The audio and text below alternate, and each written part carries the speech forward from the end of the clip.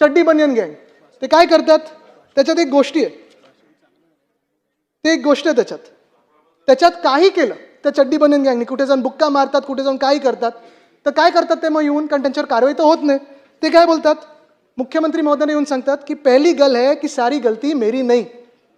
काय बोलतात ते की पहली गल है की सारी गलती मेरी नहीं, चल जी है भी तो क्या मैं तेरी नहीं. आणि मग मुख्यमंत्री कारवाई करू शकत नाहीत.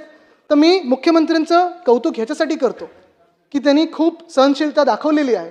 आता कुठे ना कुठेतरी मुंबईकरांच्या मागण्या असतील, शहरातल्या मागण्या असतील, आणि जे काही हे चड्डी बनियन गँगचं चालू आहे त्याच्यावर कठोर कारवाई होणं गरजेचं आहे. आणि शासन काय असतं, जनतेसाठी काय चालतं, कसं चालतं हे त्यांनी दाखवणं गरजेचं आहे. धन्यवाद. जय हिंद, जय महाराष्ट्र, वंदे मातरम. नेमकं कोणावर कारवाई व्हावी, नेमकं त्यांची चड्डी कोण, त्यांची बनियान कोण, एकदा त्यांनी सांगावं ना. जर एवढी भीती वाटत असेल बोलायला तर सभागृहामध्ये असे शब्द वापरू नका, वापरायचे ना असे शब्द. कोणासाठी वापरताय हे शब्द, कोणासाठी शब्द होते हे, कोणासाठी शब्द होते. हिम्मत असेल तर त्यांनी बोलून दाखवावं हे शब्द कोणासाठी होते. उगाच काही चाललंय, उगाच टीका करायची म्हणून काही का. आम्ही साहेब अरे 1 तासापासून ऐकतोय, काय बोललो नाही. मला नाही साहेब, मी बोलायला देणार नाही.